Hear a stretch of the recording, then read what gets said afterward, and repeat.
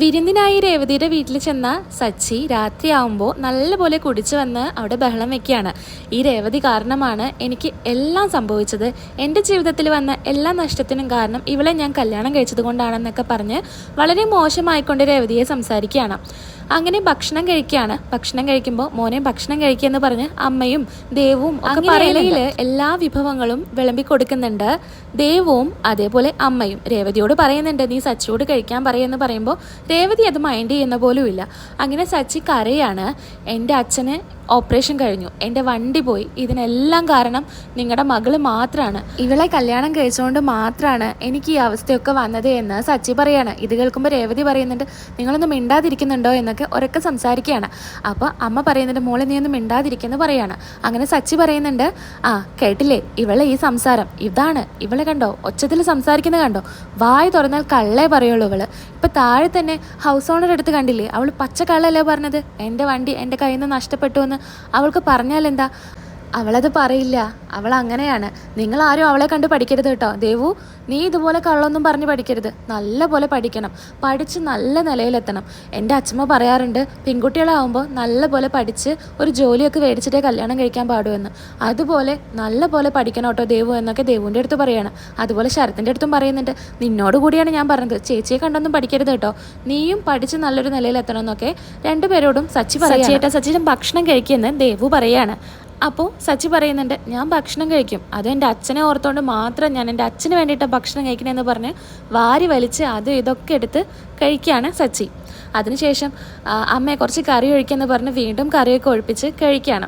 അങ്ങനെ അമ്മയുടെ അടുത്ത് പറയുന്നുണ്ട് സച്ചി, അമ്മ ഞാൻ പറഞ്ഞത് ശരിയല്ലേ, രേവതിയുടെ കയ്യിലല്ലേ തെറ്റ്, മുഴുവൻ തെറ്റും രേവതിയുടെ കയ്യിലാണ്, അമ്മ പറ അല്ലെങ്കിൽ പറ എന്ന് പറയാണ്.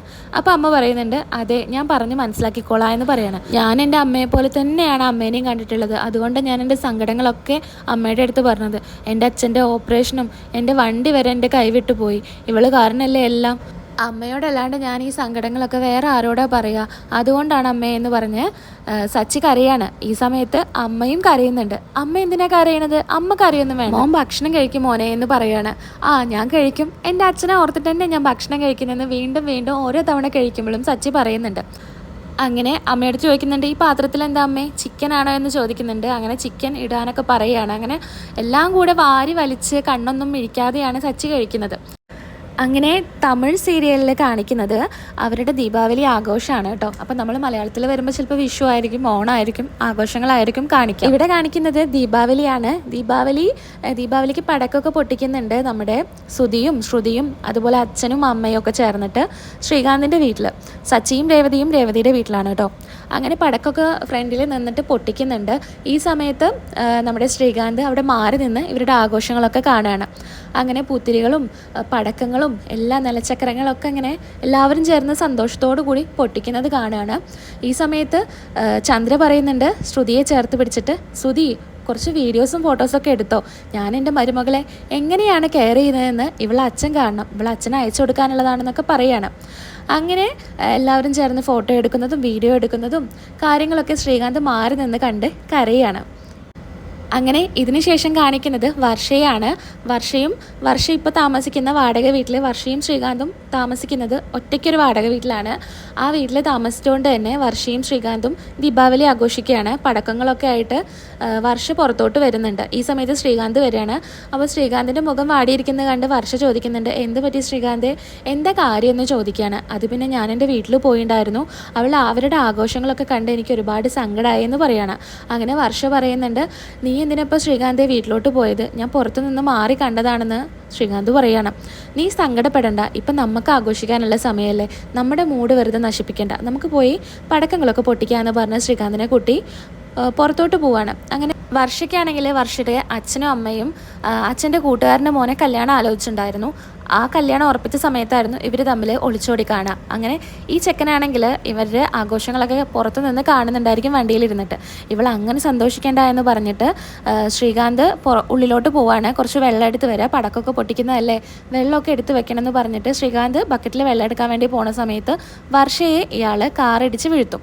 അങ്ങനെ ഈ സമയത്ത് പെട്ടെന്ന് തന്നെ ശ്രീകാന്ത് ഓടി വന്ന് വർഷയെ ഉള്ളിലോട്ട് കൊണ്ടുപോയി വർഷയുടെ കാല് ജസ്റ്റ് ഒന്ന് ഉളുക്കി കാണും, അവിടെ മരുന്നൊക്കെ തേച്ച് കൊടുക്കുന്നുണ്ട്.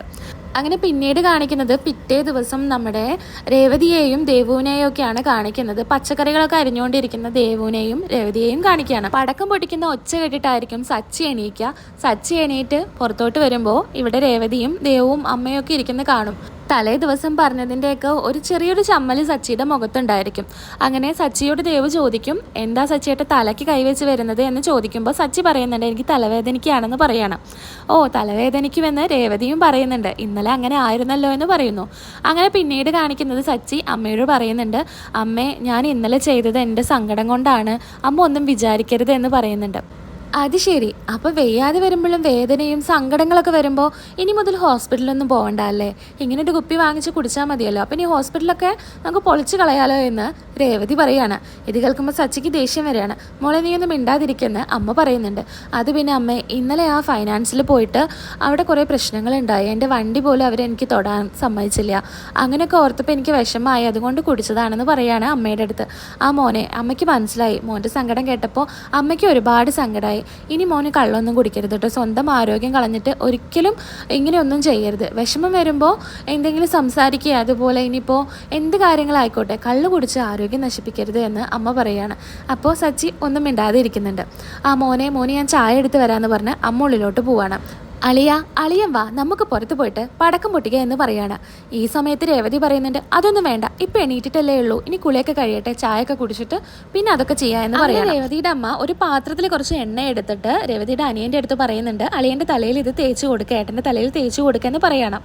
ഈ സമയത്ത് സച്ചി പറയുന്നുണ്ട്, അയ്യോ, എൻ്റെ തലയിലൊന്നും തേക്കണ്ട, എൻ്റെ തലയിൽ എൻ്റെ അച്ഛമ്മ തേക്കുമ്പോഴേ എനിക്ക് ആ ഒരു സുഖം കിട്ടുള്ളൂ, എൻ്റെ തലയിലൊന്നും തേക്കണ്ട എന്ന് പറയാണ്. അല്ല മോനെ, അതൊരു ആചാരമാണ്, അങ്ങനെ ചെയ്തു കൊടുക്കണം, അളിയൻ്റെ തലയിൽ തേച്ച് കൊടുക്കണം എന്നുള്ളത് ഒരു ചടങ്ങാണെന്ന് അമ്മ പറയാണ്. അയ്യോ, ആ ചടങ്ങൊന്നും എനിക്ക് വേണ്ട, പിന്നെ വേണമെങ്കിൽ ഞാൻ തന്നെ തേച്ചോളാം എന്ന് പറയുന്നുണ്ട്.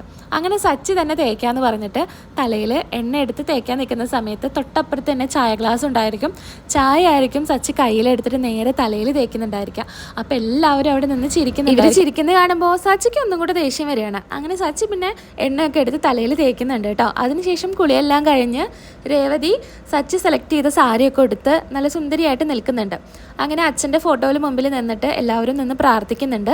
ശേഷം രേവതിയുടെ അമ്മ ഒരു മോതിരം സച്ചിക്ക് സമ്മാനമായിട്ട് കൊടുക്കുകയാണ്. എൻ്റെ അമ്മ ഇതൊന്നും എനിക്ക് വേണ്ട കേട്ടോ എന്ന് സച്ചി പറയാണ്. അതില്ല മോനെ, ഇതൊരു ചടങ്ങാണ്, മോൻ ഇത് കയ്യിലിടുക എന്ന് പറയാണ്. വേണ്ട അമ്മേ, എനിക്കിതൊന്നും വേണ്ട, ഇതൊരു ചടങ്ങായോണ്ടല്ലേ മോനെ ഈ ഒരു ചടങ്ങിന് വേണ്ടിയിട്ട് കുറച്ച് പൈസയായിട്ട് സ്വരുക്കൂട്ടി വെച്ചിട്ട് മോന് വേണ്ടി വാങ്ങിയതാണ്, ഇത് മോൻ മേടിക്കെന്ന് പറയുമ്പോൾ സച്ചി മേടിക്കുന്നില്ല. ഇനിയിപ്പോൾ സ്വർണത്തിൻ്റെ ആവശ്യം ദേവുവിനാണ്, ഇത് ദേവുവിന് കൊടുത്താൽ മതിയെന്ന് സച്ചി പറയാണ്. ഇത് കേൾക്കുമ്പോൾ രേവതി പറയുന്നുണ്ട്, അമ്മ ഇത്രയും നിർബന്ധിക്കുന്നതല്ലേ, അതൊരു ചടങ്ങല്ലേ, ഇത് സച്ചിയേട്ടൻ വാങ്ങിക്കുമെന്ന് പറയാണ്. വേണ്ട, ഒരു തവണ എനിക്ക് മാല തന്ന തന്നെ എനിക്കറിയാം എന്താ കാര്യമെന്ന്, ഇനി ഇതിൻ്റെ പുറകെ നടക്കാനും എനിക്ക് വയ്യ എന്ന് സച്ചി പറയാണ്. അങ്ങനെ അമ്മ നിർബന്ധിച്ചിട്ടുണ്ടെങ്കിലും സച്ചി മോതിരം വാങ്ങിക്കാൻ തയ്യാറാവുന്നില്ല. അങ്ങനെ രേവതി പറയുന്നുണ്ട്, എന്തായാലും അമ്മ ഇത്രയും പറഞ്ഞതല്ലേ മോതിരം വാങ്ങിക്കാമെന്ന് പറയുമ്പോഴും സച്ചി രേവതിയുടെ അടുത്ത് ചൂടാവുന്നുണ്ട്.